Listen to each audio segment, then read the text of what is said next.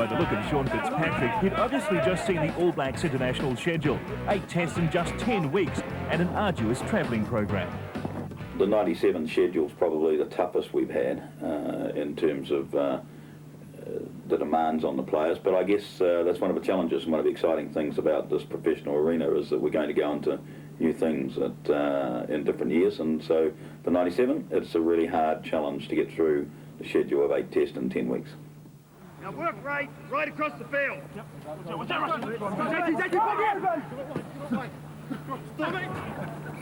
Organisation, looking it up. Your hole, Sean, I think. While the All Black forward pack remained the same as the 1996 season, there were some new faces in the Test squad. Otago's Tane Randall and Charles Rickelman from Auckland. Hurricanes hero Tana Umanga and Auckland first 5 Carlos Spencer, while teammate Lee Stensness made a return to the Test arena. Well, there's a couple of new players coming into the All Black squad this season, but basically we've drawn upon the 36-man squad that went to South Africa, so there's already a lot of knowledge within the team, and one of the really special things about the All Black side is how well they integrate new players, how they look after them, how they bring them in, and how they help them. So I don't think any of the new players coming in will have any trouble acclimatising to the demands of being an All Black. The Test team's first assignment, the Flying Fijians, under lights at North Harbour's Albany Stadium. 50 yards, that's all it is. Go! Good. Last 3 yards will be critical too, because if they get away, we're in trouble. Go! Go! Go right through! Good, time to go. Go back, come on, keep going. But there was no getting away from the waiting public. Here we go. Beat them. Good on you. And then the post-training media conference and a chance for new All Black Tana Umanga to meet the press. And meet some more press. And even some more press. Hey, Grant. Things didn't change much the next day as the media spotlight once again fell on Umanga, this time a photo opportunity with his new All Black jersey. With a group of guys as competitive as the All Blacks, it doesn't take long for a competition to start up.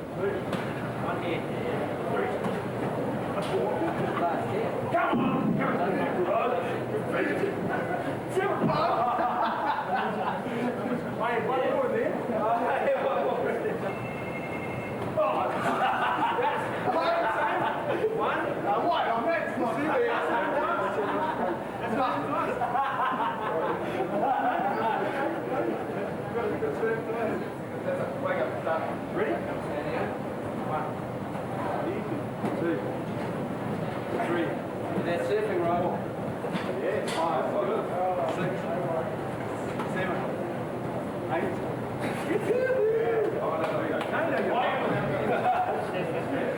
I think the competition on this team is something that the team really thrives on. They are competitive. There's some very competitive people in this side, and they enjoy competing against each other. So I think it's very healthy. I think it brings out the fun element, which is so much part of our culture, and it brings out the enjoyment factor, and it stretches people, particularly mentally. I didn't realise your name was Mark.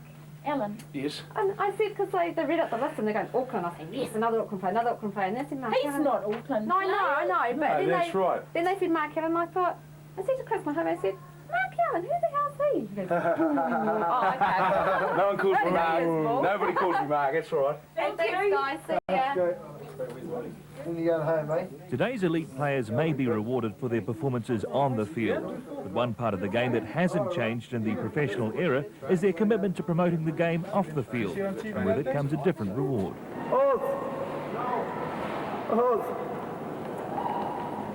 What's up? North Harbour Stadium, 2 days out from the first test. It had already been a long day for some of the players, but there was still one more training to go. Come on, first thing! I think night rugby has its place. It's part of the marketing of the professional game. I think it's tremendous for the spectators. I think they can be real occasions, but for players it's not that easy. It makes it a long day in preparation. Invariably the ground are a little moist and so the ball is wetter. So it's not necessarily as good for players as it might be for spectators. 9:30 at night and time to address the country's 3.5 million selectors. Yeah, when you're talking to the, giving the answer or talking to the caller, you're looking down the barrel, and then the rest of the time you just talking to Right, so I'll just ring up Murray if he talks already. Yeah. That's no problem. So,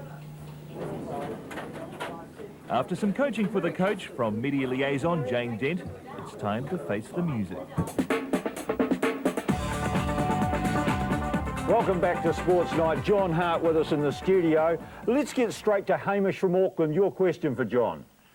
Good evening, John. My question for you is with regard to John Preston. John is a bit of a journeyman of New Zealand rugby and halfbacks and so forth. And last year, I suppose in some ways seemed to the public an ideal reserve for the test as he covers the two positions. I know Tunu'u took his chance last week, and good luck to him. But with regard to the 23-man squad, is that a reason why he may have been dropped? He seems like an ideal reserve. It's a good question, Hamish. I think that in the end we have to take the decision that under the rules and with the impact requirement of the substitution rule, we've got to have players on the bench who are impact players, and therefore at the moment I would say that Junior Tunu'u offers a little bit more in that regard than John. John serves us well in the sense that he covers halfback and first 5'8", and he's also obviously the best goal kicker in the country. But we've got other options with Carlos Spencer sitting in the reserves too as a first 5'8", and you know, at this stage we see that the best way to go. But over the next 5 or 6 weeks you could see a lot of change in the makeup of the bench depending on the opposition. The first test of the 97 season, the training and talking is all over. It's down to business. But for the non-playing members of the squad, it's a matter of watching and waiting. Had no crunchies, no chewing gum, no milk bottles, wine gums, chocolate eclairs. What did they have? And he just had his normal coffin wallet. So that's all. There's no.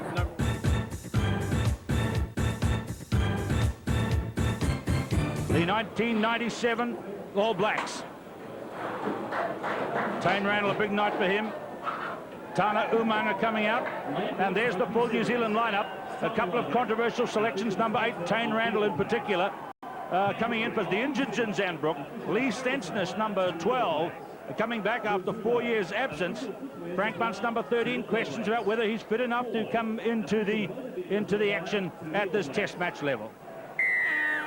Andrew Merton gets referee Wayne Ericsson's whistle, and the test series of 97 is underway. Fiji, of course, in their traditional white jerseys against the All Blacks. Set move coming up here. All the forwards in behind Justin Marshall. Mertens to Ola Brown. There's the goal line coming up. Tane Randall gets his first charge in test football. Here's a pass on to Cullen up, and in the first minute of play, the Kaikok flyer is in. Lovely break here by Saravaki. Look out for number 14, Ferro. And what a try for Ferro Lasanga-Bimbao.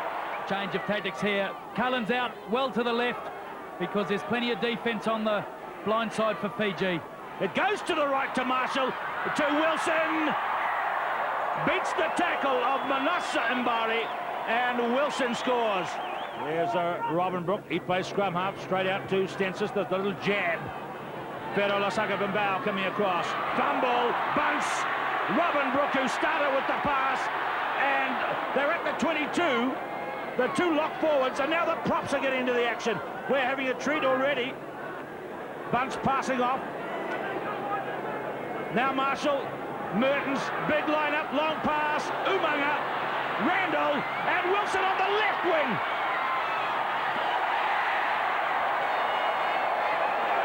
Robin Brooke's been aggressive tonight, taken by his opposite number, Simon. Mertens, Bunce left out, Umanga on the crash. Kronfeld with him. Great start by Umanga. See him coming to the right now, and he might get one on the right. No, it's a hat-trick for Wilson. Showtime. Bunce and Umanga to the left. Here goes Michael Jones. And that's try number 5. Michael Jones is in. They took it in for the drive. Now you see number 7, Kronfeld has it. Has it in a position where it can be smuggled back. And away they go, start Robin Brooke. Oh, a good stop by Sorovaki. Marshall. Justin Marshall adds to the score sheet. It's Michael Jones down. Looks like that knee again, or a knee problem. Physio David Abercrombie, Dr. John Mayhew tending to Michael Jones's left knee. Well, this will be a shock for all lovers of rugby, not only in this country, but all over the world. We look at it again. There's Jones, number 6. Just watch now, see if we can see what happened there. You just see his left foot got trapped, he got twisted. You know, despite all the injury problems he's had, the other injuries in his non-playing stance, he's clocked up over 50 test matches for the All Blacks, only half a dozen players ahead of him. And a marvellous, marvellous achievement from one of the game's all-time greats. And it's very sad to see him leaving the field in such distress. To Robin Brooke. And Umanga's out on the right side. They float it to Tana Umanga, and the young man caps his test debut with a first try.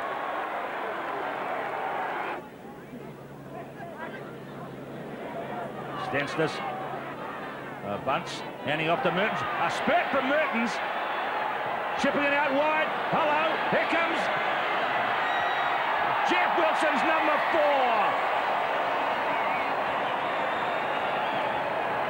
Well, if we're into record books, this is a PB for him, a personal best. Just as the All Blacks are showing little sign of stopping in their second half. Stensness. The ever-present Wilson is there. Chip and chase. The bounce.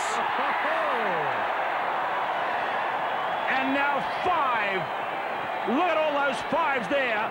55-5 and 5 for Wilson. Here they go again. Rickelman. Charles Rickelman. Over.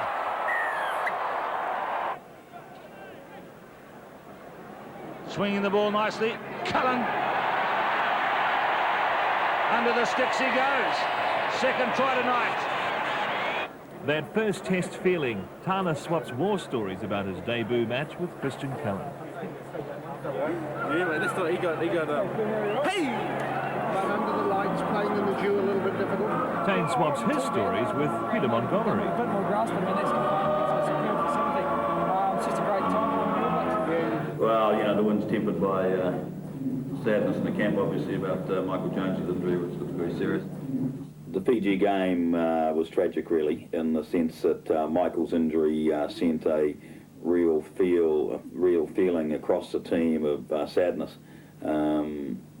I must say, when I saw him going off and having been told by the doctor the nature of the injury, I thought what a tragedy it would be for Michael Jones's career to end on a stretcher. But we all know ice, and you know, hopefully it looks like he's going to be back again, and that will be great for all of us. The Iceman wasn't the only casualty. Andrew Mertens pulled a hamstring, and Fitzy grew a third eye.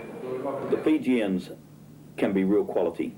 They are entertainers, but they still fail, I think, in some of the basics of the game at this top level. But they are a side that will continue to grow if they're encouraged. They need competition, but possibly the better competition they could be against is not necessarily the All Blacks, it's some of the lesser sides, and that would grow their game, because I don't think beating by 70 points does their game a lot of good.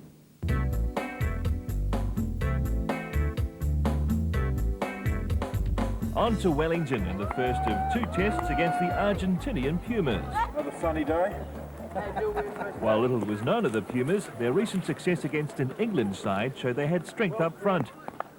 Zinzan Brooke was returning from a 3-week layoff through concussion, and Tane Randall replaced an injured Michael Jones. On the backs, Carlos Spencer had his big break, in for Andrew Mertens. The trophy room at the New Zealand Rugby Football Union offices. Now a television set for Sky's TAB Sports Cafe. This wouldn't have happened in Colin Mead's day. When I said I wanted to be on it, I didn't mean tonight. Coming out of the last turn, and a spin there, and that is This was Jonah, that'd be about that thick, man, there'd be buckles and signs and lights and all sorts of stuff. Who's this? Is this Tane? What did Tane get? No, Tane didn't buy anything. He realised we weren't making any more money for the signals there. Yeah, right. Watch the hand. How much do they cost? Cost me 170. Take the sticker off. Take the sticker off. Just bought them out of the box. What size? Size 11? Size 11. Yes, quite styling. On display, a collection of trophies played for between New Zealand and Argentina. I think you were, no, I think you were. Someone for that. I was definitely for that. It's 89. With the players now professional, so too are the coaches. And a number of New Zealand coaches have found employment overseas, some even with national sides. Fiji was coached by Brad Johnston, and former All Black coach Grizz Wiley was in charge of the Pumas. I think in the new professional arena you're going to see a lot more coaches moving around the world to take up the opportunities of a full-time professional career. So it doesn't surprise me that we're seeing a number of New Zealanders emerge as coaches of other international teams. Personally, it's not something that has ever appealed to me. I guess I enjoy New Zealand too much and my commitment is here. But I can understand fully whilst the coaches, like players, will look to maximise the opportunities they have in their careers. There is a guy we want to play for. It's a guy in Auckland. And that's what you got to do, Zinny, don't you? For your mate. That's what you want to do, Tane, because you're taking his posse. Josh, he's helped you so much in your career. Okay, well, we're going to play for him good day. 2-3. You're going to tackle like you never tackled before. 2-3 bags, there you go. The loss of Michael Jones was proving to be ideal motivation for his All Black teammates. Well, you're looking sharp, Cuz. How was training today? Yeah, not too bad, not too bad. Pretty cold to start off with, but once we got going, we started to warm up. No, not bad, not bad. And how did you think Glenn Austin went today? Usual, pretty slack.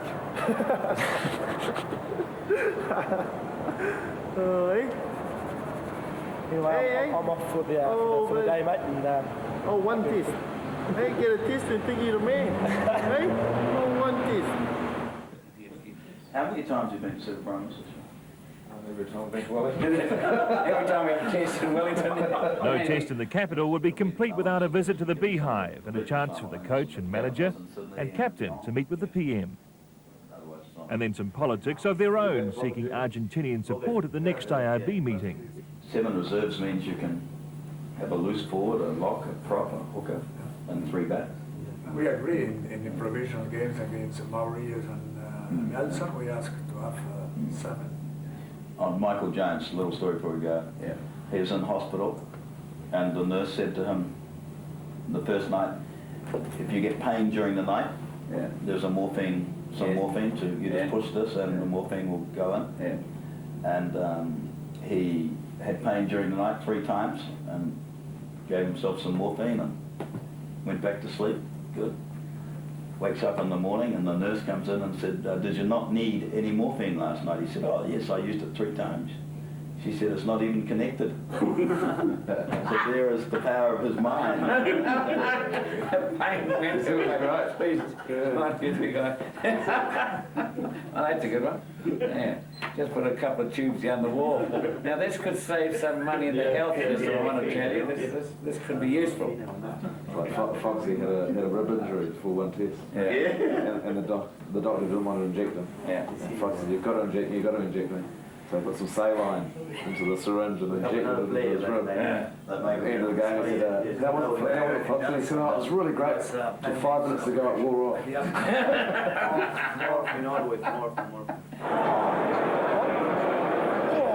Then you brush your teeth. Man, you never brush your teeth. But at the end of the day, these formalities can be just a little too much for some players. That's just a D. If Michael Jones's injury was a test of player depth, it was an even bigger test of the side's guitar playing depth. Christian Cullen came in for some expert tutelage from the music committee. I thought you were trying to learn goal kicks, but it took you about 5 years. Oh, God, fox now. I'm out of here. Where's my bloody time, boy?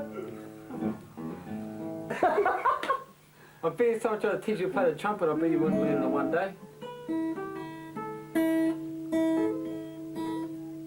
I've been practicing this one for about 5 minutes now, and I think I've got it pretty sussed. Okay, here we go.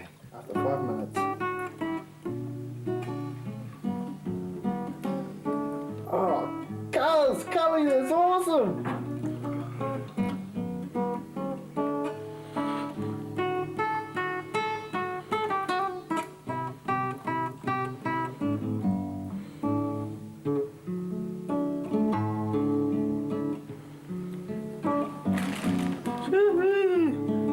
Cullen.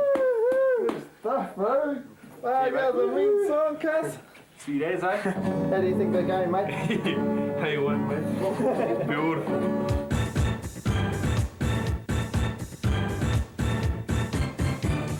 Really, there's no finer moment in New Zealand sport than the expectation there is at the start of a rugby test match.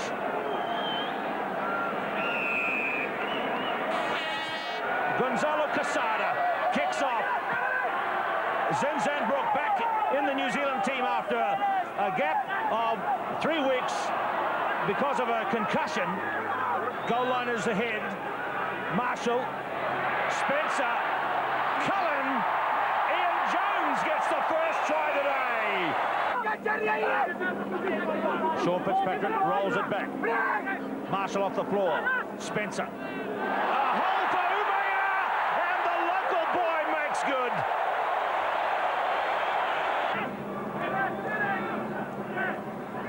Here they go again. Bucks going wide. Inside to Tane Randall. He's got a roving commission today. And space puts Justin Marshall in for the try. So which way will it go? Zinzan Brooke makes the run. And Spencer is in. Comfortably past Pomanzio, the hooker. Andrew Merton's watching from the stands. He's has the injured hamstring. Not playing today, obviously, and Spencer making every post to win it down on the field. Follow Brown as well. Spinning it wide this time. Umanga. Tana Umanga. They've got this cry in Wellington. Ooh-ah, Umanga. Good thinking, Justin Marshall. Kronfeld. What a big half young Randall is having. But have a look at Umanga now.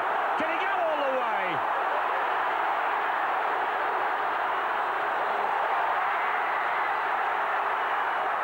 Hands it off to Kronfeld, which is the ultimate compliment because Kronfeld got it started.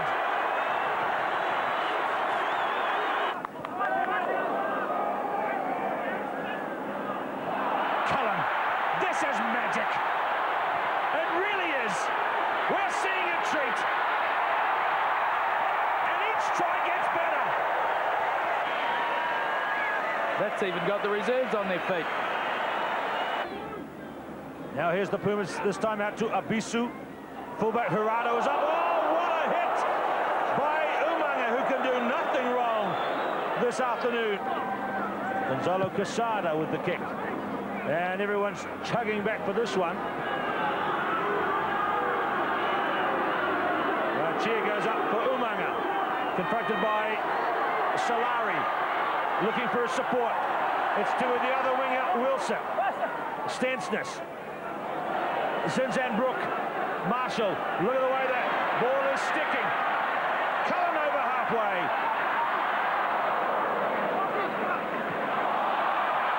Spencer around Soler, and the ultimate compliment. The captain brings up 50. Kronfeld, brilliant work then. Just stayed on his feet and wrenched the ball clear. Turnover, and New Zealand clear away. Well spotted. And Jeff Wilson's got the bounce. Hirano after him. And he's clear. And Carlos Spencer's going to get the try. Fernandez Miranda. Gerardo up from fullback, trying to give space to the winger, Solari. And he's away. They won't catch him. Wow. What a turn up for the books. Number 3 is Olo Brown. Straight through, someone says. Now they've got to get it down. And it is down. And maybe Olo's under that. We'll wait and see. There it is. Olo Brown. Not exactly one you'd put on the mantelpiece, but Olo Brown seems pretty happy about it. Marshall, Stensness, straight to space for Christian Cullen. Jeff Wilson, 75 yards out, and around Gerardo he goes. Cullen's going to get a pass. Well, you could see that one, born in the minds of those backs, 100 metres out. Look at him breaking out of the tackles. Marshall. Rickelman. Carlos Spencer. Randall. Oh, that's Zinzan Brooks attacking. Who's out there? His brother. And Fitzy. Fighting over it. And Robin Brooke gets it. Brother to brother. Some remarkable grins on some of the faces. Carlos Spencer, Ian Jones, the reserves. Well, Rickelman. Stensness. Robin Brooke. Marshall. One to beat now. Just Gerardo ahead. Osman. Stensness. It's over. Referee's called it over at 93 to 8. The All Blacks got on the runaway train today, and they blew the Pumas off the park. After what must have been a painful loss, a painful walk to the opposition changing room followed. A familiar face, but in unfamiliar circumstances. Rock and roll, 93. For Michael, this wins for Michael. Thanks a lot for all your support, Ice. We enjoyed your letter. So, good win today. My try around Fitzy was for you, mate.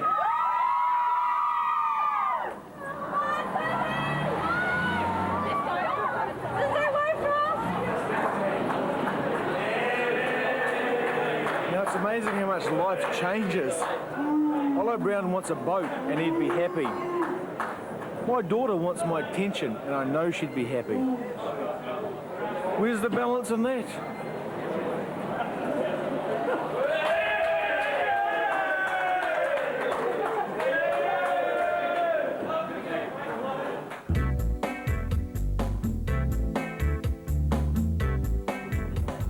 Time off for the All Blacks, but it's hardly private.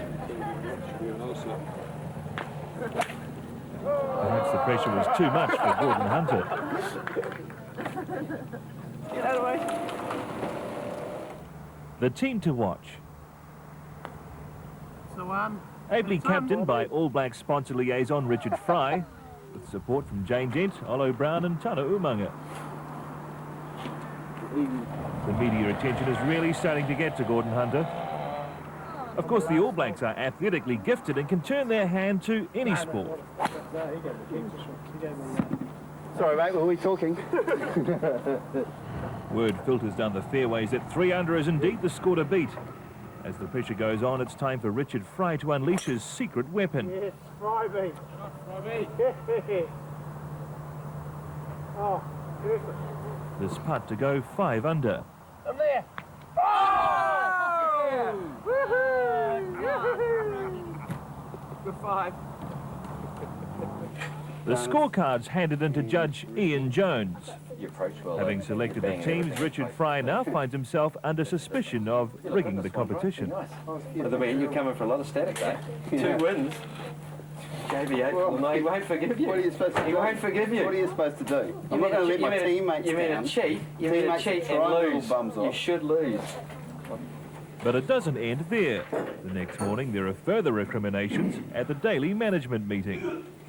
Well, I've got a feeling the management team should have a debrief on the golf Oh, it's on the agenda. No, it's the only thing I've got on my agenda. By the way, this man should be.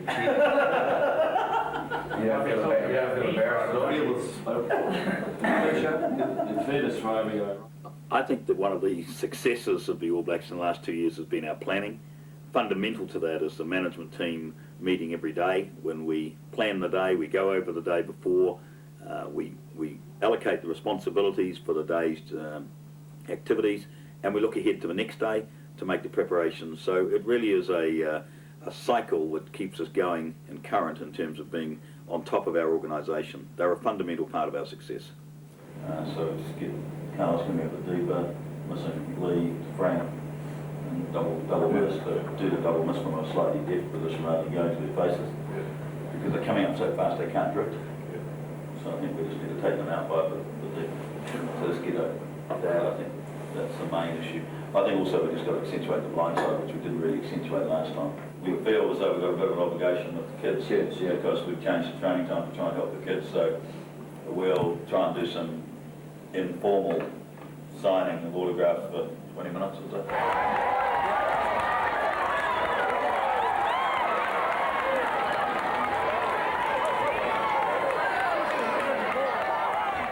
In what will be the All Blacks' first test at Rugby Park, thousands have turned out just to watch them train. School children arrive by the busload for an impromptu lesson on how to play rugby. But still not able to join them, Andrew Mertens, hopeful of being fit to play Australia in a fortnight.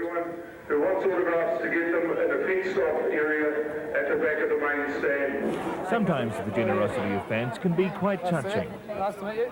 I knew you when you were up at Second Hart College. Oh, right. Remember I used to run the cheerleaders, Mrs. Conway? Oh, yes, yes. Do you remember me? Yes, I do, yes. Anyway, and this is for your little daughter. Oh, I follow all you and regretted marrying you. I love that. Yeah, you too. Oh, look at that. That's beautiful. Look at that. For your daughter, Grace. Thank you very much.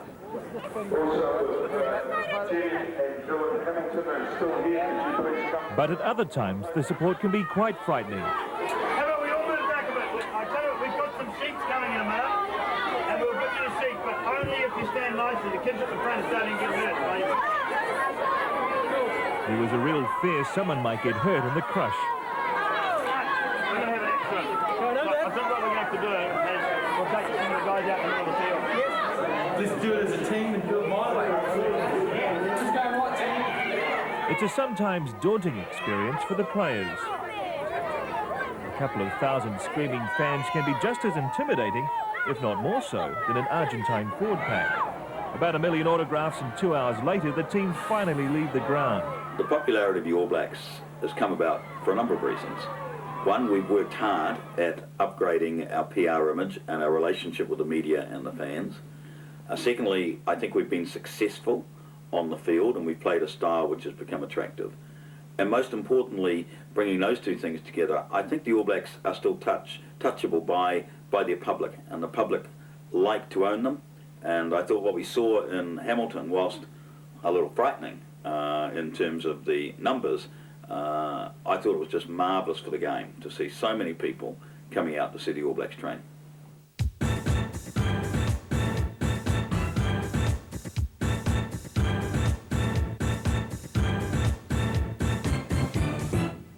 Carlos Spencer begins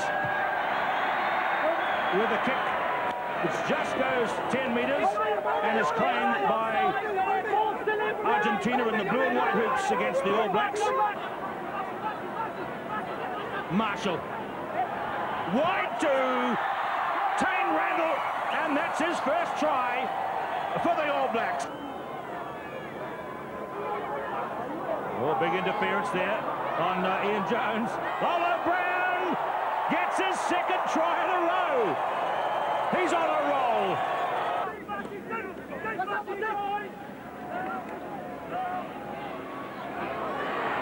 Stensness through, got the sidestep, and this is a wonderful solo try by Lee Stensness.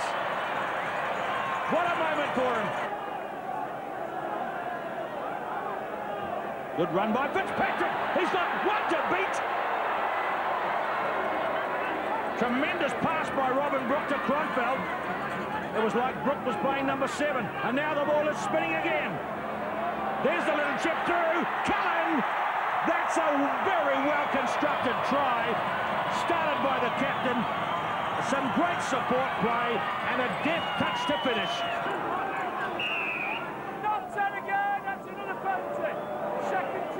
Look out, there's a penalty try coming here shortly. Referee is not happy. Beautiful Yorkshire accent. Well, even if the Pumas don't understand English, I'm sure they got that message. I think they checked to see which way the two fingers were going. Kronfeld through.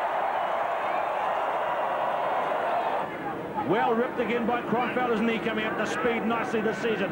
He's like a magnet out there. Allen driving towards the line. Robin Brooke. Stopped by number 9, Fernandez Miranda. And there it is, the try to Robin Brooke. I think Robin Brooke's starting to look like Colin Meads, the way he's playing the game these days. Driving hard, great ball skills, good at the line out. Tough stuff from Umaga as well. Zinzan Brooke. Marshall. Bull Allen. And a big moment for the Bulls. And this is the best drive for the line so far. And who's got it? A try for the forwards. Let's see who comes up for the ball. Roberto Grau. There goes Randall again from this one. And Olo Brown, he's already got 1 try. He's 15 metres out from getting his second. It's off the floor to Carlos Spencer, to McLeod. Beautifully to Umaga. And that's a try. Sensational skills by McLeod. And the crowd know that, even though it's a try for Tana Umaga.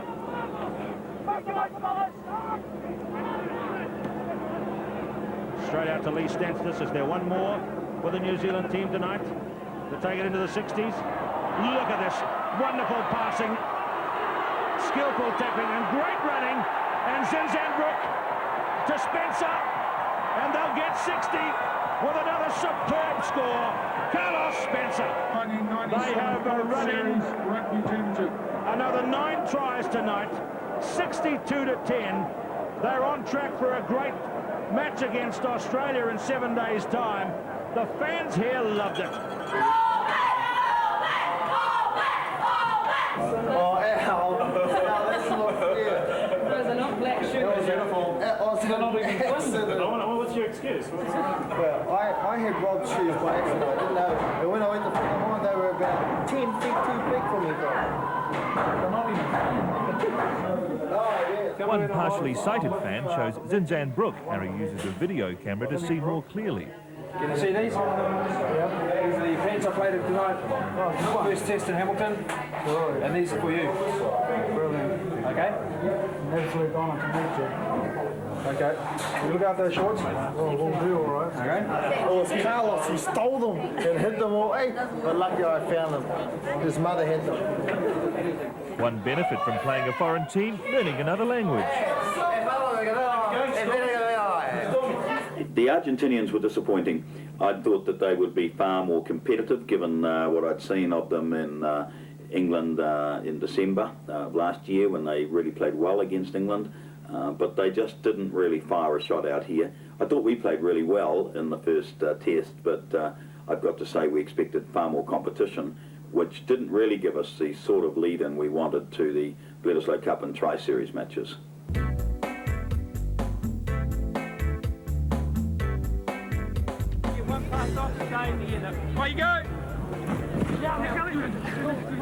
Vernon military camp just outside Christchurch, and training had an extra edge about it. Well, outside of the World Cup, the Bledisloe Cup has been our major competition until the South Africans have come back into the fold. So I think the Bledisloe Cup has grown in importance in recent years, particularly when Australia have become far more competitive. So yes, it is a special competition, it's important, and of course it does determine Australasian supremacy in the game of rugby. But the All Blacks' preparation wasn't without problems. Zinzan Brooke, playing in his 50th test, had a bad dose of the flu and couldn't train. While Andrew Mertens, despite being given a chance to play, was still struggling with his hamstring injury. Carlos Spencer would play against Australia. One of the most difficult jobs one has as a coach of the All Blacks is from time to time have to bring a player in and talk to them about the fact that you're not picking them the next week. I put a lot of thought into those things. I don't enjoy those meetings, but I think we handle them very openly and honestly. And as a result, I think the players understand where they are, and I think they appreciate it. But if you ever enjoy that, you should get out of the job. With Mertens out, super sub John Preston was added to the squad. Welcome aboard, mate. It's John Preston. Good time, JP. Good bit of signing. Hundreds of balls and jerseys get signed at team signing sessions. They generally go to sponsors or charities. You've got your face on the cover, you just sign just inside where your name is. If not, you can sign at the back with the autographs up. These sessions are run with a military-like precision under the eye of General Fry. With the number of balls, books and jerseys signed, it's a wonder everyone in the country doesn't already have one.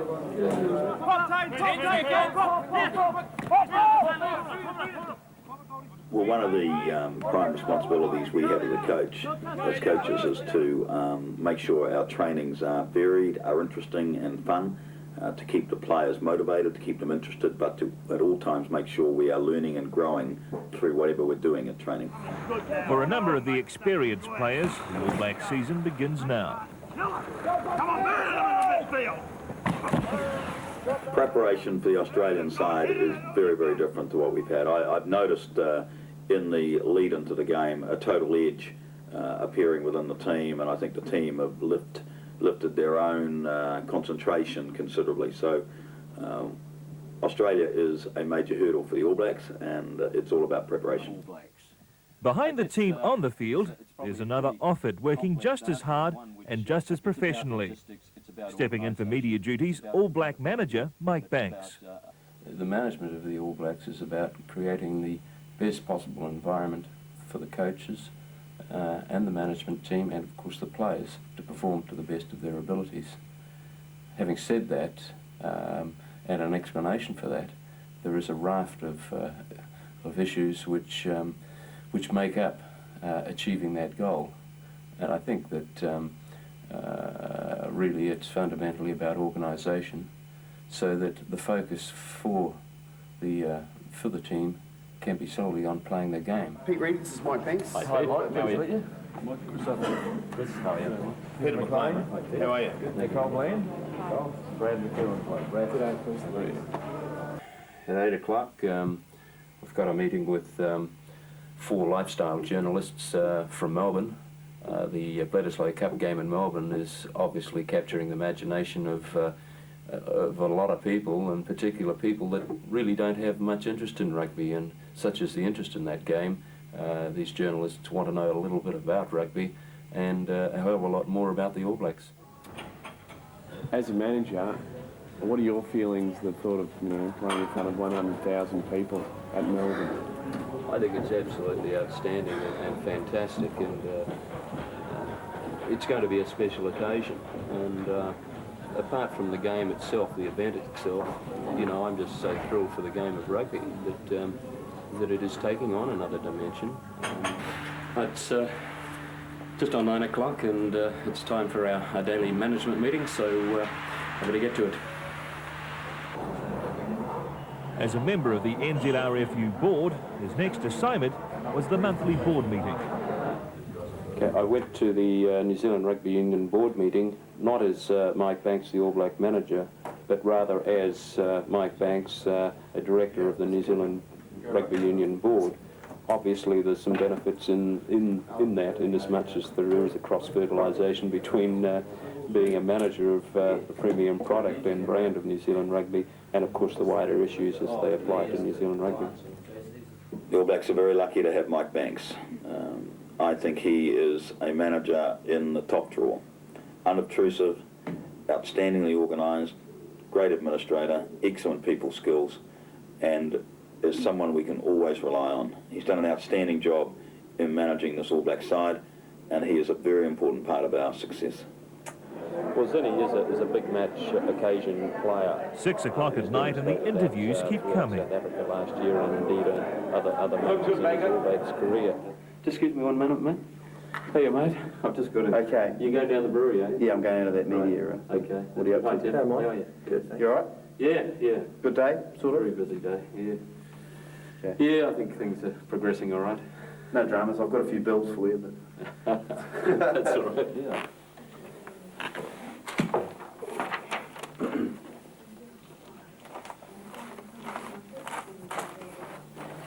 Nothing never changes. There's one hell of a lot of messages there, so we'll sit down now and just work through those, because there's no doubt some there with a degree of urgency. So we'll certainly just work through them one by one, and then we'll just freshen up and attack what's left of the rest of the day.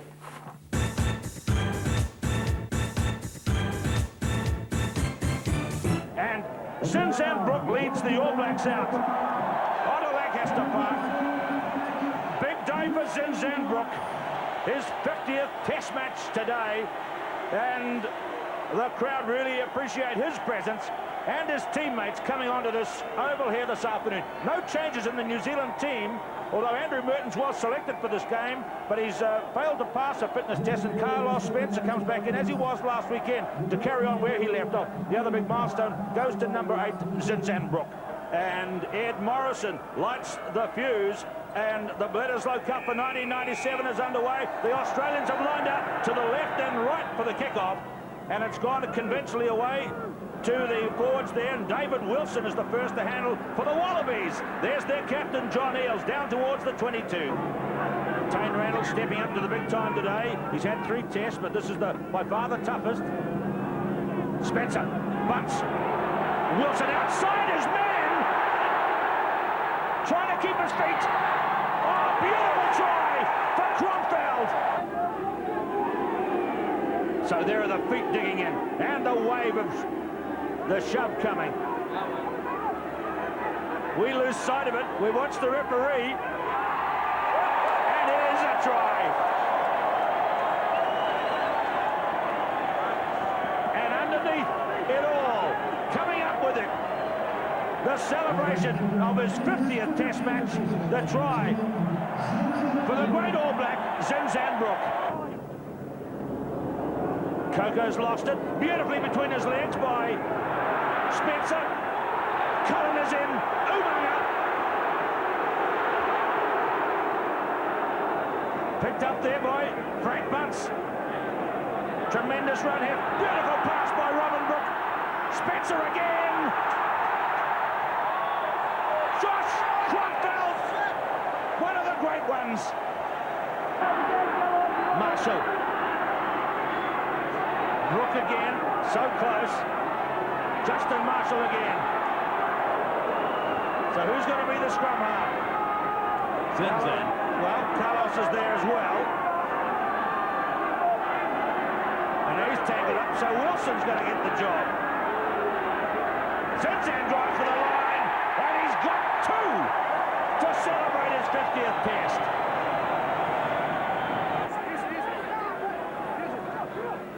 Horan takes it. Horan again on the double round, and Tim Horan is in. So the Australians get reward for a much better second half.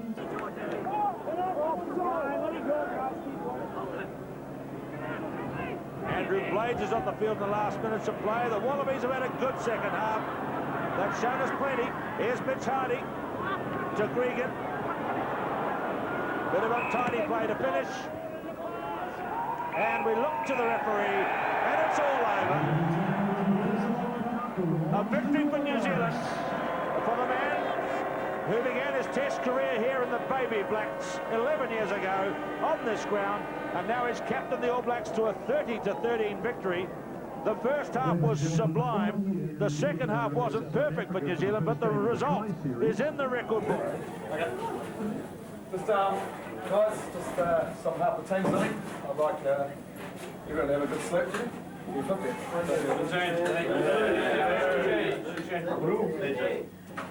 for the day. You scored 2 tries on your 50th.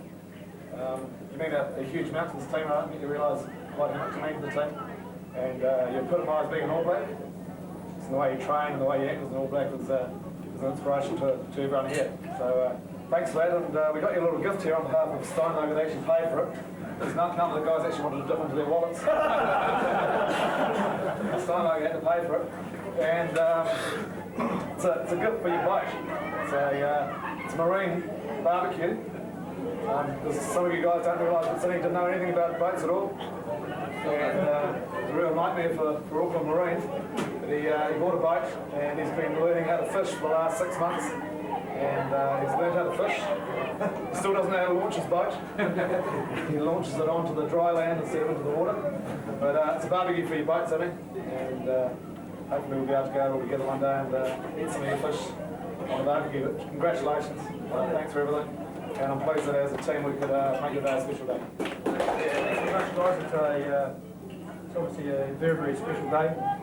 And in serving terms, as Josh would say, no test match is ever the same. It's like a wave. It's always different. Did you say it? All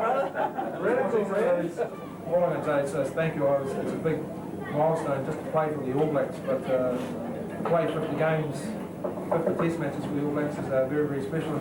I'll never forget this, and for me, obviously, it'll never be done again. And I'll treasure this moment because to play with a great group of gentlemen, and to the management of the All Blacks, all I can say is thank you very much. We say we're professional, but the way the management conduct themselves, they're the most professional of all. So all I can say is thank you very much, and today is just for you. Cheers. Gee, Josh, did you tell him to say that, or was that a... Oh, I'm stunned. I'll take you out any time, bro. My rig's your rig.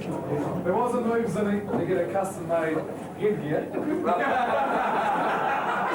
The box wasn't big enough.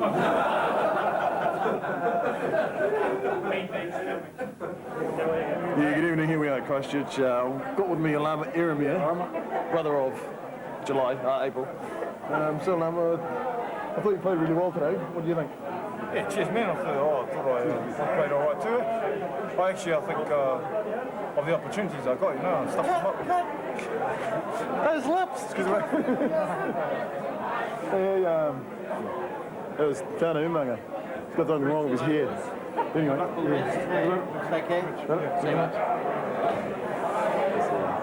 Australian coach there.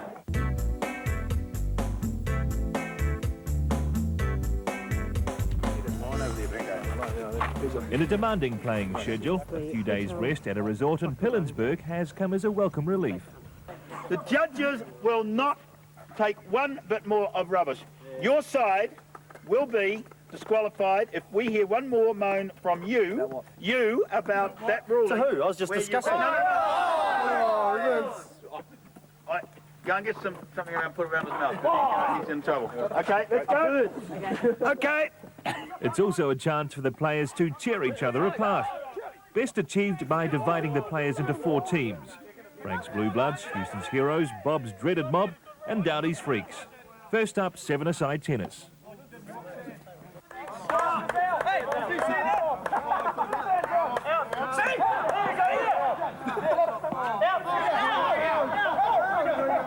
Competition was fierce, and no prisoners were taken.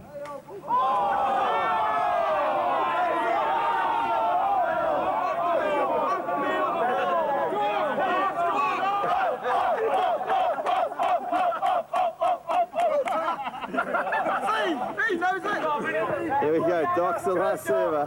Who would have thought?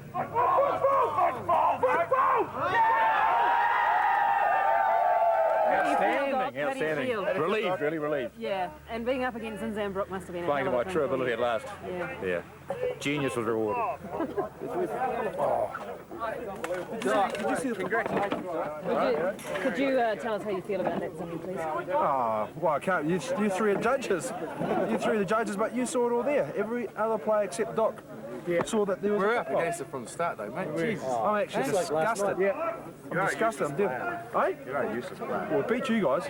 You haven't beaten us yet. No. And as King, what do you think about that? It's disgusting. There's going to be complaints lodged. But and our manager will do it. If someone did that in your kingdom, what would happen to them? It's people. Bob Mob's in the house. We've got a culture shock coming right at you. The talent quest proved just as tight, with Bob's mob top of the pops. Do I hear bass in the house? Yeah, man, we hear bass. I said, do I hear bass in the house? Yeah, man, we hear bass. I want to hear a beat bass, fella.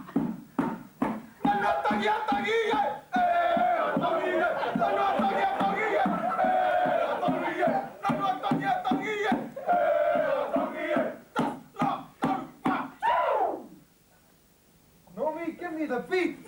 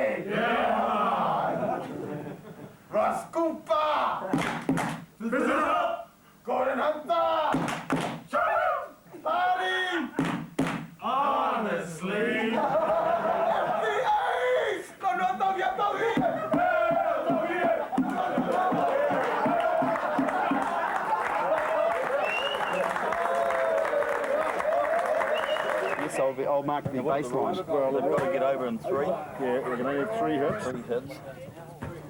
And if it hits the line, it's out. No, it didn't. After several days of intense competition, it all came down to the volleyball, with the Blue Bloods making a late run for the title.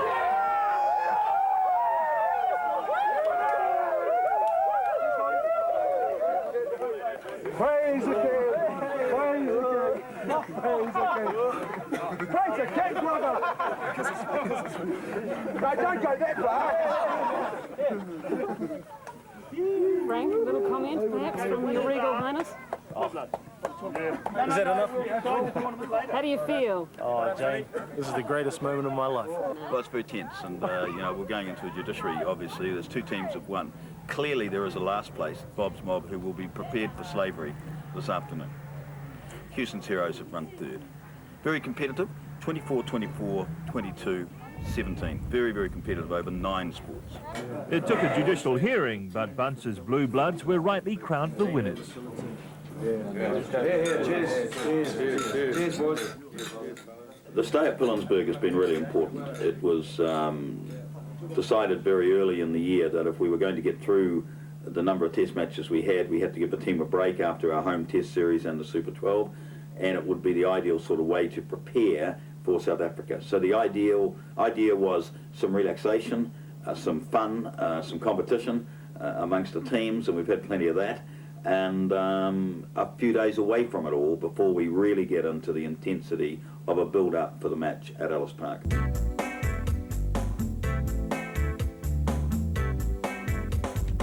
The All Blacks' fitness, conditioning and stamina has provided them with an edge over their rivals, and in the last 2 years they've had fitness guru Martin Toomey to thank for that.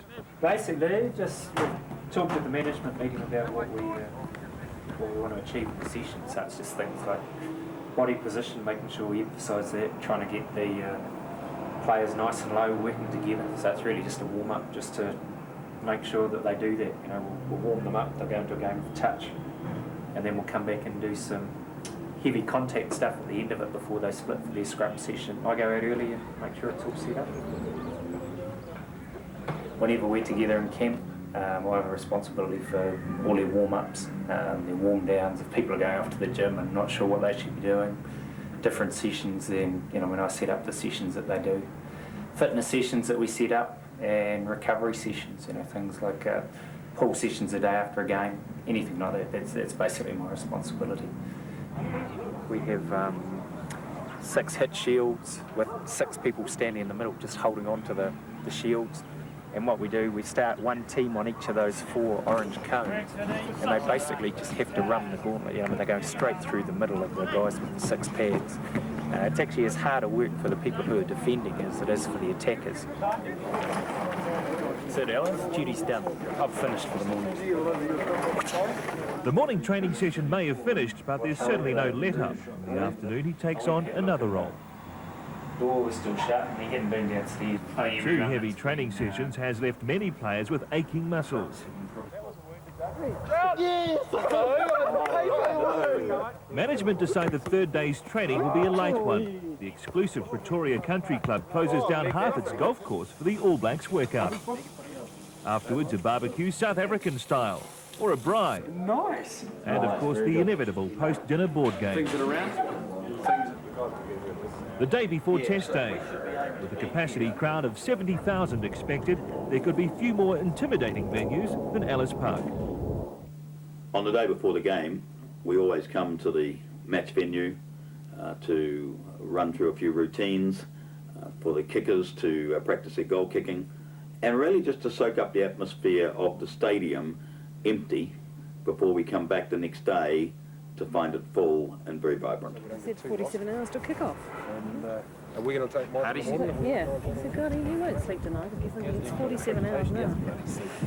I think we'll drop a couple of blueies in his milk. Drop a couple of blueies in his tea. Outside of the World Cup, the Tri-Series is now probably the world's best competition. And to play against Australia and South Africa away first is a major hurdle for the All Blacks. To travel to Ellis Park and then to Melbourne to play them a week apart is probably our biggest single challenge that faces the All Blacks in '97, and it may be one of the biggest challenges we've ever faced. His playing days may be over, but Mike Banks is still kicking goals. Very average look, but the result was good. That's a little superstition. Every Test match venue on a Friday when we have our walk in the park, the manager has to drop kick a goal from both ends, and it's usually a fair indication of the way the game's going to be played. And it's with great relief that when I do put one between the posts, I feel relatively confident in terms of a win for the All Blacks.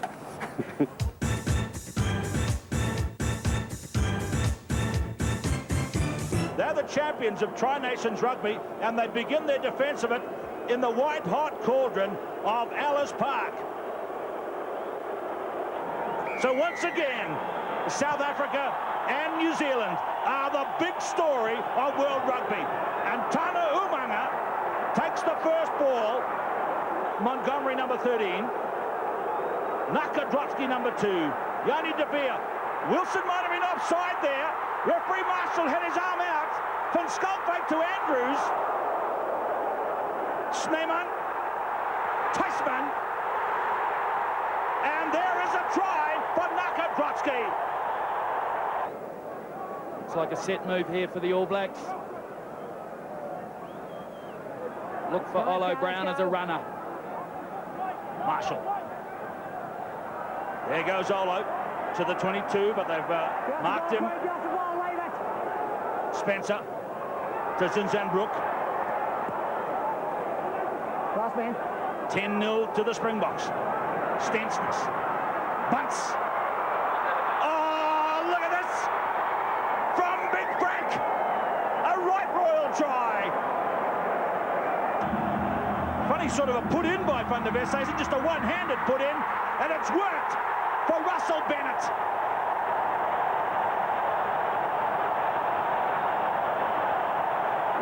Montgomery is down. Andre Venter. Van Schalkwyk. Look at Bunce. Very hard hit. Hands out. On Drotsky. Marius Herter. A good burst by the prop. He's probably the slowest man in the game. A charge down. Wilson. He's going to have a go. The Fates have gone New Zealand's way with a try for Jeff Wilson. and it's 23 points to 14. So the All Blacks are very much in this game with that try for Wilson. And here's Bunce to Jeff Wilson on the left wing. And here's another chance of lots of obstruction, but it's Carlos Spencer. 2 tries, 2 minutes. Deep to Jonesy. Marshall. Frank Bunce. All the way. What a try.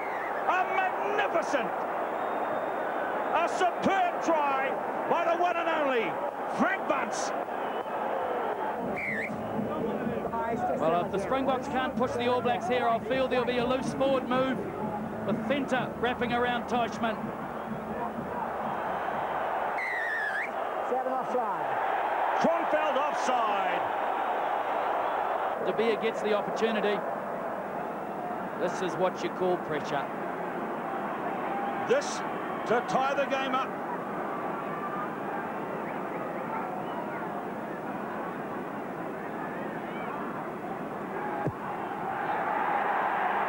It hit the post and deflected away to favour the All Blacks. And New Zealanders all over the world can breathe again. A siren is blowing. Last throw of the dice for the Springboks. Small to Russo. Frank Bunce is in there.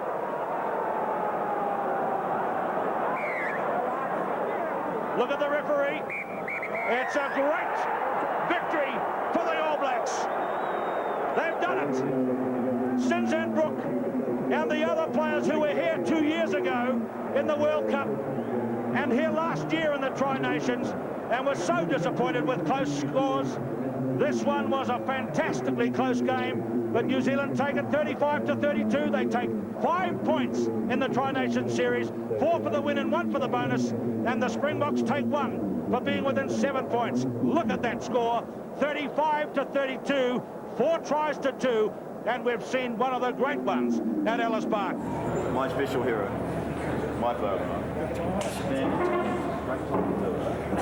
Well done, mate. And you too, buddy. Everything we wanted to.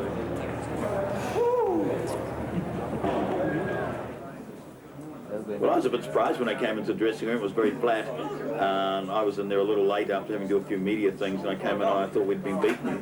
But I guess as part of the professionalism of this team, they were a little disappointed that maybe we hadn't played as well as we could have. But I thought it was really to get 5 points out of a game, to pick up a bonus point, to win away. It was a great start to the Tri-Series. The traditional post-match, half an hour in front of the mirror. Guys like Christian, Justin Marshall, Glenn Osborne's known for looking at himself in the mirror for a long period of time. I've got to get that button because I forgot mine. There's a lot of Elvises on the bus, baby.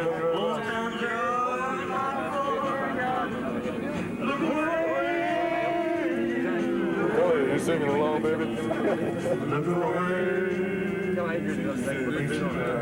How do you get to the back seat? The back seat is decided, the people who are selected in the back seat is to qualify for the amount of games, amount of test matches you've had, not actual games, the test matches and the amount of years that you've been in the All Blacks. So you could get into the back seat by playing a few test matches, but being in the All Blacks for quite a few years. Like myself, I didn't play many test matches in the 80s, but I got into the back seat with only about 20 test matches. So why are you in the back seat now? Because my head's sore. That's why my ear's sticking out. Tomorrow it'll be at right angles to my head. And that's a hell of an angle. Yeah, that's a hell of an angle. It's halfway there at the moment. I'll just show you what it's going to look like tomorrow. It'll be like that. Okay? But the guys have been teasing me. I'm not very happy with it. And the guy who's leading the charge is Sean Fitzpatrick.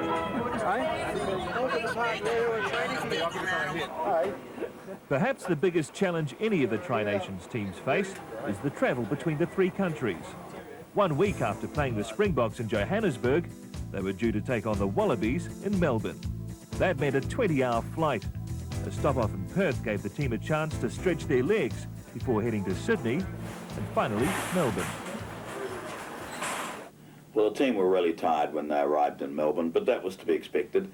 We'd had virtually, I think, something like 25 hours from hotel to hotel, a little sleep, and obviously a very sapping game at Ellis Park on the Saturday. So it was every bit as bad as we thought it might be.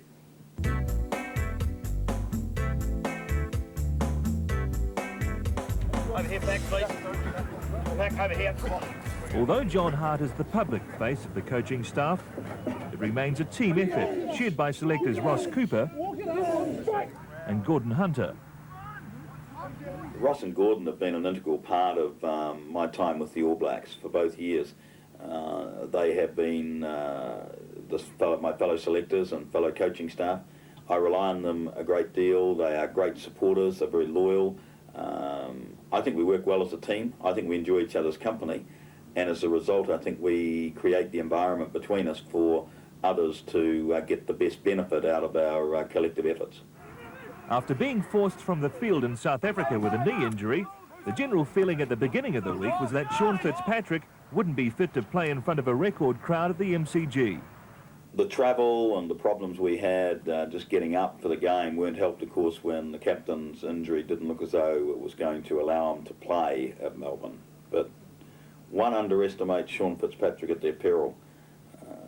I said at the time if I was a betting man on the Wednesday I'd give him no chance of playing. And here he is on Thursday night training at the MCG and on Saturday running around like a spring lamb and really enjoying the occasion. Again, special mental toughness, I think, a special quality that he has, and so does this team. A visit from Michael Jones visibly lifted the All Blacks, many of whom were carrying injuries and showing signs of their arduous trip.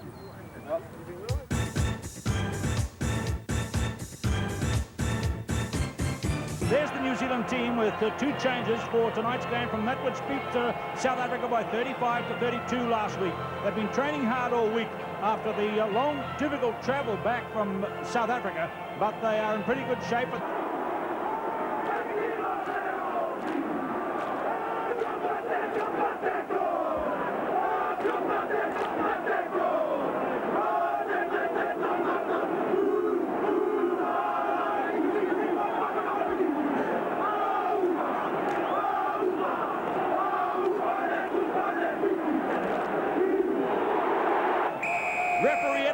Signals, and the All Blacks kick in the opposite direction. That's the one that they used at the 1995 World Cup on the way to a great start. And won't Victorians love that? Jeff Wilson claiming a mark right from the beginning of the game. Melburnians will identify with that sort of play. Another good ball for the All Blacks. Spencer to Jeremiah, well tackled by Horan. Another one for New Zealand. Running it again to Randall. To Frank Bunce, and he's done it again.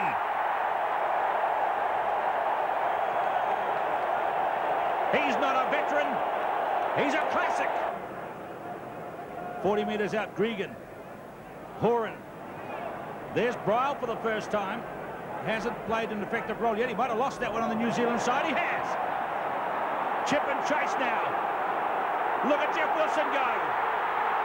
Look at Wilson go. He can't believe it, but it's real, and that's again 2 tries in 2 minutes, the same as last week against South Africa. Away goes Randall. He's having a big one tonight, Tane Randall. His performance, his improvement in every test so far, and there's Lolo Brown charging for the line. He got the pass away to down, just short.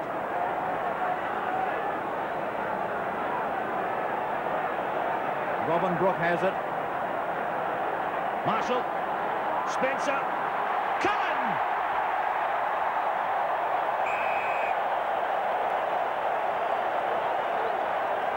They haven't scored for 45 minutes, but what a good one to open the scoring in the second half, and it's Christian Cullen.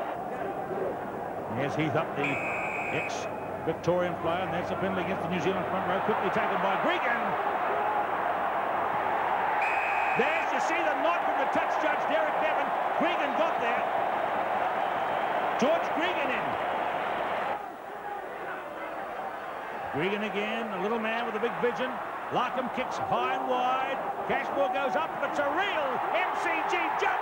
And the try is there for Jason Little. Well, that one will make the AFL very proud to have rugby union in this park. The All Blacks have pulled out their A game tonight. They've been under a lot of pressure, a lot of strain during the week. But look at the result they've turned in. Osman. Great run by Osman. Kronfeld. Here they go again. Marshall. Lots of space on the right. Down takes it in. Marshall. Zinzan Brooke with one of his kicks.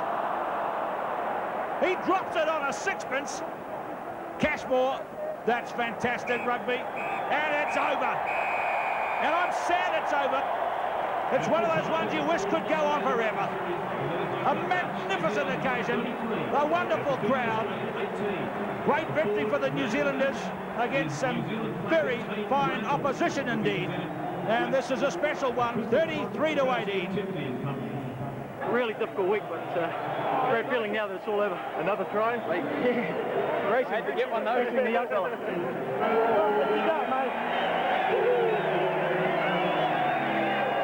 Yeah, we were pretty tired when we arrived, but we got a lot of factors, a lot of support from back home, and you know when you come to a ground like this with so many thousands of New Zealanders over here who just want to see us play well and do it for the All Blacks and for the country, not very hard at all. Where's the cup? Thanks, mate. What a great day. Proud of you. Hey.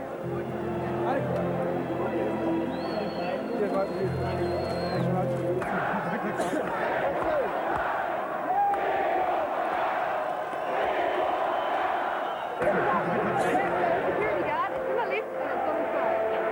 Where was it? From upstairs. And it's gone straight.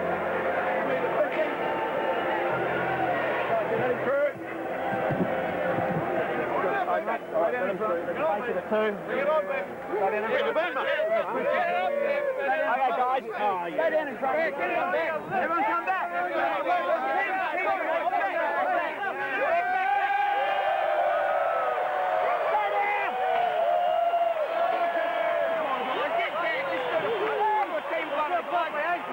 That's, you know, a bit emotional for me because that's a horrendous week we've just had.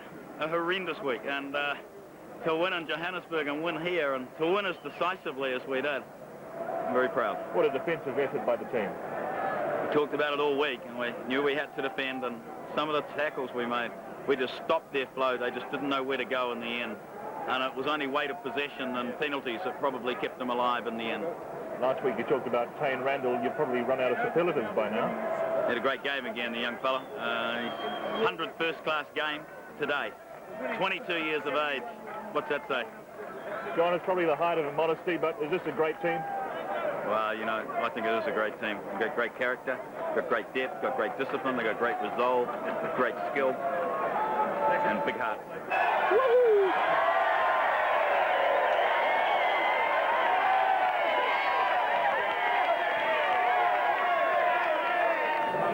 NZRFU, unbelievably important. Big day for the union. 90,000 people. Superb. The players' wives and partners were flown to Melbourne to join the team, and there was great pride and satisfaction at the team meeting after the game. It's a real special occasion tonight, and I think just talking to Bull about it, and you know, I think we're all pretty lucky to be part of it, really. To be here for an occasion like that, and it's something special. Just want to say to the guys, great effort. Great effort.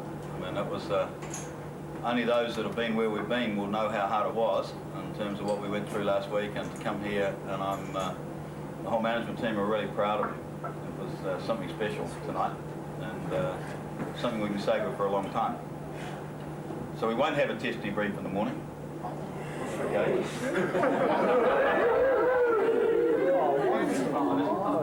Tell you guys, I thought generally things were very good. Okay, so we won't have a test debrief. That is a test debrief. Very good. There's a couple of things I'd like to say about tonight. One, I'd like to just pay a great tribute to your captain. to do what he did tonight, I've got to say on Wednesday I'd written him off. I couldn't tell him that, couldn't look him in the eye actually either, but I'd written him off. I thought he was history. And to come out and play the 80 minutes and do what he did tonight was special. And I think as a group, we are led by one of the great names of the game, and what he did this week, and how he got up, I haven't bucketed by now, I still don't know. But I'd say we'd just drink a toast to you, Sean, and say thank you very much for your leadership.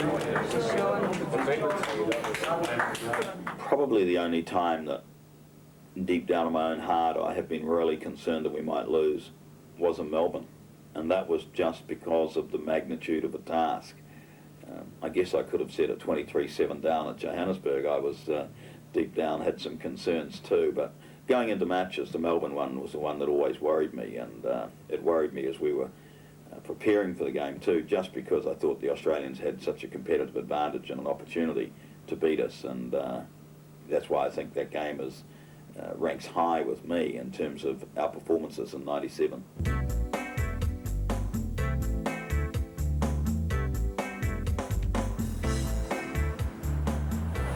Back home at last, Auckland in the return match against the Springboks. Confidence in the All Blacks is sky high. Oh, I'm not scared. It's not high. It's great how you take the All Blacks out, the best view in Auckland, possibly the best view in the country, and what do? They play scattergrease. Unbelievable. With insatiable interest in the side, media commitments escalate and require some deft management by media liaison Jane Dent. The general idea is to try and put the players and the media together, and to have the players fronting up in a state where they're reasonably prepared to answer the sort of questions they're going to get, and to have the media getting most of the things, most of the interviews they want to get. Red cones, you know, the road cones. In this job, I get to do some really nice things. I get to meet some people who are really special. I get to meet people who are maybe got disabilities or sicknesses, and I get to see the joy that they experience just being around the All Blacks. I know maybe you and I get used to being around the All Blacks and we take it for granted, but for some people it's something that's really, really special. And just 5 minutes with Sean Fitzpatrick, signing their T-shirt and having a chat to them about different bits and pieces is just a moment in a lifetime for a lot of people. Something special couldn't come along. Maybe you're going along first. There you go. How's that? Oh, wonderful, isn't it? Oh, you've got your name on it. How's that? How's that? I get asked this question about what's it like being a woman and amongst all these guys, but I don't know what it's like to be a man. Wasn't that your own name? The morning of the match, physio David Abercrombie and Dr. John Mayhew prepare the players for battle. A lot of this taking is just precautionary. Cully tends to roll his ankle in a wee bit, so we actually you play the junior barbers stabilise him a bit. So what we'll do is we'll do those two spots there, and that'll get you some of that area around there. But it's tiger country around there. I mean, Foxy had about 10 stitches, and he was sort of concussed. Cheers, thanks.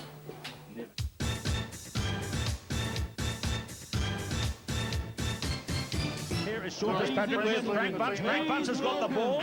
He's going to take the lead. Fitzpatrick is going to follow. Two big milestones. The two of the big names of New Zealand rugby. Frank Bunce leads them out. Fitzpatrick follows. And then the rest of the All Blacks. There's Frank, his 50th Test match this afternoon for the All Blacks, back on the ground where he started in club rugby way back 15 seasons ago. Just one change for the All Blacks team today, with number 11 Tana Umaga coming back after that injury, replacing Glenn Osborne. Otherwise it's the same, with milestones being passed today by number 13 Frank Bunce, 50 Test matches, and Sean Fitzpatrick captaining the team for the 50th time today. Referee looks behind him, and it's a standard kick-off to the left, and the Tri-Nations Rugby Series continues. Up they go. The first one's taken by the skipper, Gary Teichmann. Strong drive on him. 15 metres out. Oz Durant, taken by Randall. It's a great start by South Africa. They drive for the line, and it's a big lock forward, is it Andrews? Let's look and see who got it. A try is on the board, and it's Ruben Kruger who's got the first points of the game. Jones. Zinzan Brooke from Ian Jones at line-out time. 35 metres out. Number 3 is Olo Brown. Off the floor, Marshall.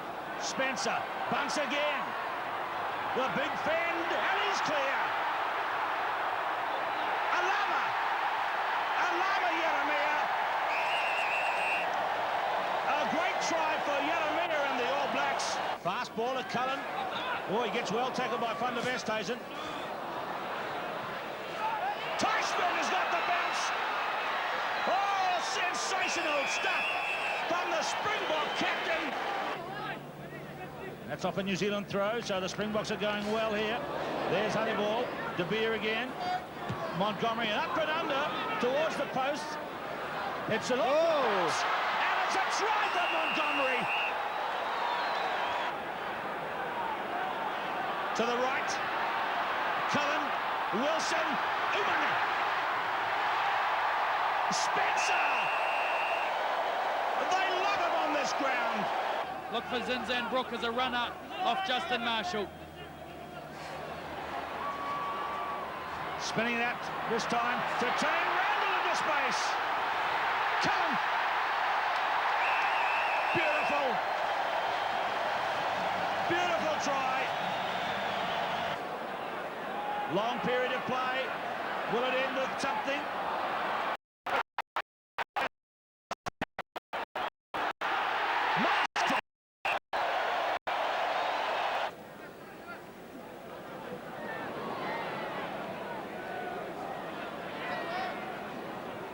Coming for Marshall again. He's made his own break out of the blocks.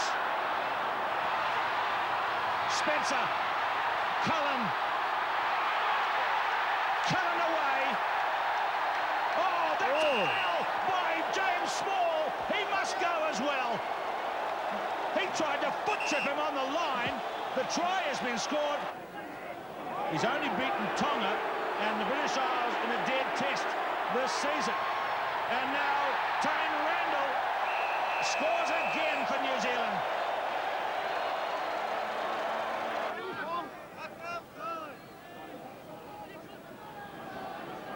Montgomery at halfway. Grotsky. Van der Westhuizen. And here comes a try for the Springboks. And a bonus point. 5 minutes left in the game. 50-28. Marshall, Cullen in. Tana Umaga for the line with Van der Westhuizen. Tana. He's going to open it up to Marshall. And that's one that's gone to Montgomery. Now Sneeman. He's going to go all the way. Mertens makes another miracle tackle. And so does Marshall. Randall on Montgomery. That's tremendous defence. They drive for the line. The Springboks are not done. They're playing with all the pride and passion we know they've got. And it's Peter Rousseau who's going to get the try. 55-35. What a game we've seen today. 12 tries, 7-5 it finished up. We had excitement, we had high drama. New Zealand have clinched the Tri-Nation Series. I can make you mine, taste your lips of wine anytime. Presentations were made on the team bus to Frank Bunce for his 50th test. Very good. Thank you very much. And to Sean Fitzpatrick, who led the All Blacks for the 50th time. We've got one more to go next week. Let's make it a big one. Thank you.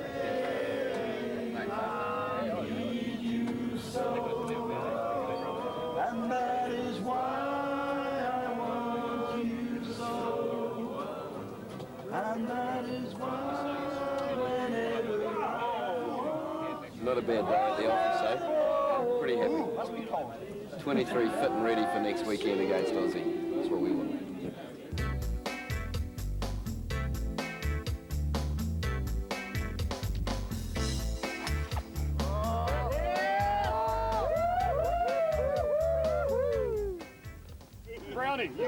While Richard Fry's primary role is as sponsors liaison, he's also heavily involved in the everyday management of the team.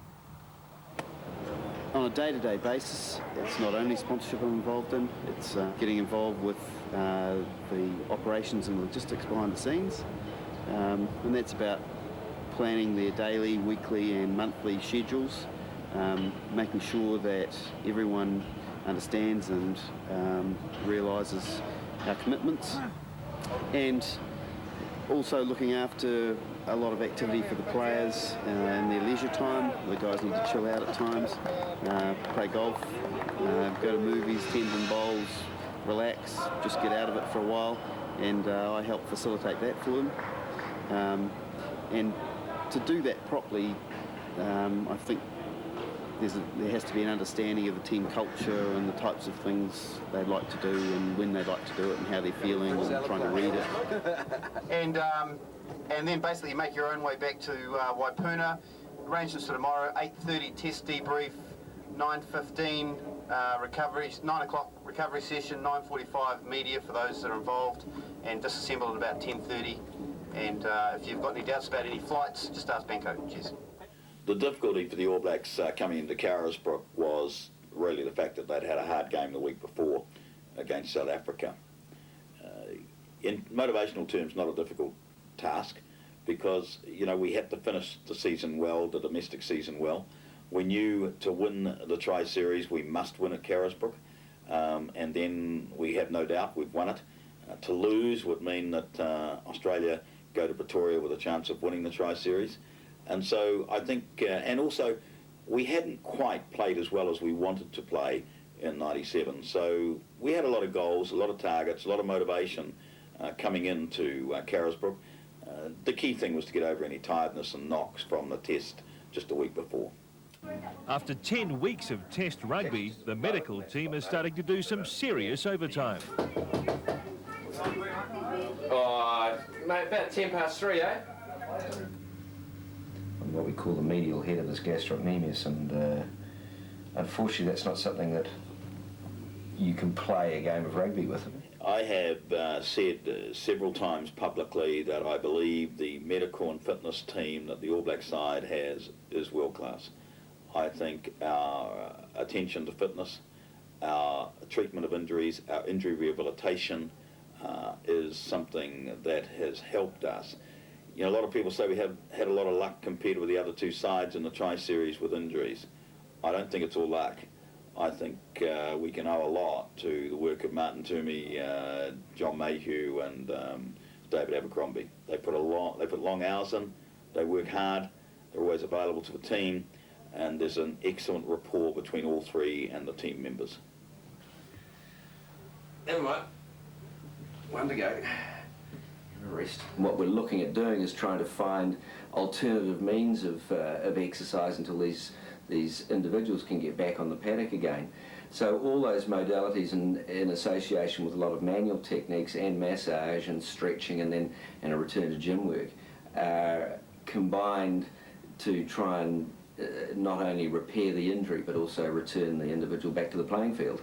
And a lot of it's just experience, we've seen time, a few needs like that, and we've consulted with other people, and it's a team approach, and it's a question of getting Sean through. We're coming up to the last domestic test now, and hopefully it'll be just enough to get him through this weekend, and any surgery which may tidy up the knee will be done early next week. No city hosts an All Black test like Dunedin. Steeped in tradition, its large student population turns an 80-minute game of rugby into a week-long event. But on the All Blacks' minds, the knowledge that a win here would win them the Tri-Nations Cup.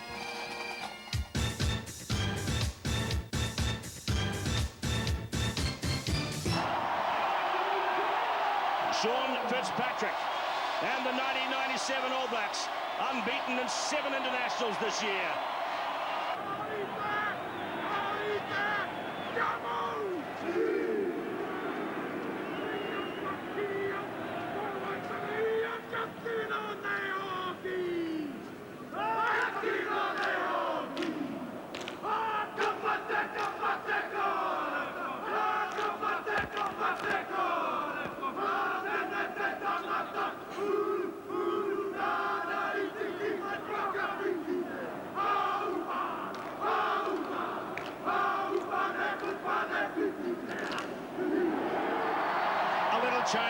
the All Blacks allowed the local hero, Tane Randall, to lead the haka this afternoon. So there's a fever of anticipation in the ground as David Knox kicks away to the right, and the Tri-Nations and Bledisloe Cup Test match begins. The scrum has collapsed again at the front. The Aussies are in trouble in the front row. Zinzan, Marshall, and Tane Randall in the house of Tane brings the crowd to their feet.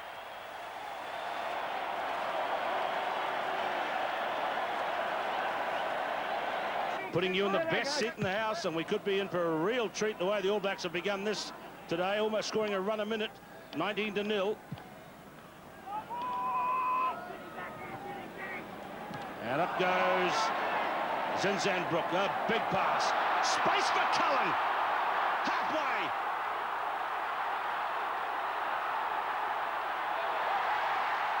Magic moment for Christian Cullen.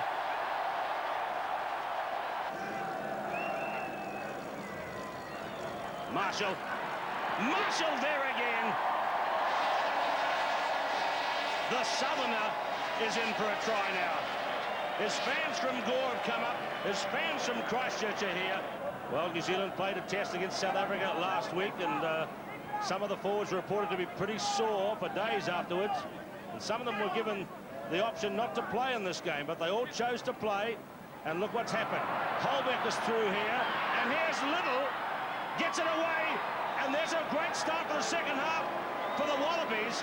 Joe Roth scores. And Knox has it again, that in-pass to Owen Finnegan. We saw a lot of that in the ACT plans this year. Knox again. That's Steve Larkham. He's gone straight through, and Larkham scores. The All Blacks have gone to sleep here. Knox again. There's an overlap here. Coker to Tune.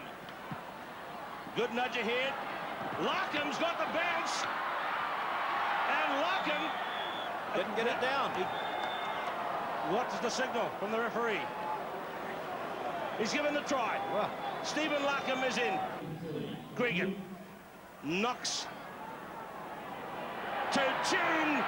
And Ben Tune scores it. And he didn't kick it properly, but the game is over, and that is probably symbolic of the second half. The New Zealanders have won the game, but they're stunned, and I think a lot of disappointment is in the air at Carisbrooke this afternoon. Australia 4 tries to 3. All the points were scored at this end of the field. 36-24, New Zealand have won. They've won the Bledisloe Cup and the Tri-Nations Championship. Yeah, disappointing. We wanted to play 80 minutes in a fantastic first half. But we, straight after half-time, they scored first and got right back into the game. We had to work really hard in that second half. We just sat in our lead, which is disappointing, but it's fantastic. We're really pleased to win the Tri-Nations, win the Bledisloe Cup 3-0. It hasn't been done before. So yeah, I'm really pleased with the guys. Just a bit disappointed that we couldn't keep the crowd as noisy as it was in the first half. Yeah, it was a great first 40 minutes, and we can't detract from that at all. But I just wonder, can you lay your finger on what was the problem in the second half? I just think we scored too many points in the first half, and they played really well in the second half. And they had all the ball. They used the win really well, and when you look back on it, we still won, which is great. I'm really pleased. I'm really pleased with the guys. Yes. Really pleased for all the management, the guys that have played this year. It's been a long, hard year, and it was a big week this week, and to win it down here is fantastic. The Tri-Nations Cup in safekeeping for another year as the 97 All Blacks write their page in history. It's been part of a special, significant part of New Zealand in terms of the history and the tradition and the heritage that comes from the All Blacks from when they started. And I think just making that team, you claim just a small part of that. And I think that's what makes it special. The All Blacks must have the largest trophy cabinet in world rugby. It's an impressive display of silverware this side has stashed away this season, and there's every confidence the winning will continue. This side continues to grow. I don't think we've seen it reach its boundaries. I'm not sure there are any for this team. If they really want to express themselves, there's no end to what they may achieve in the game of rugby.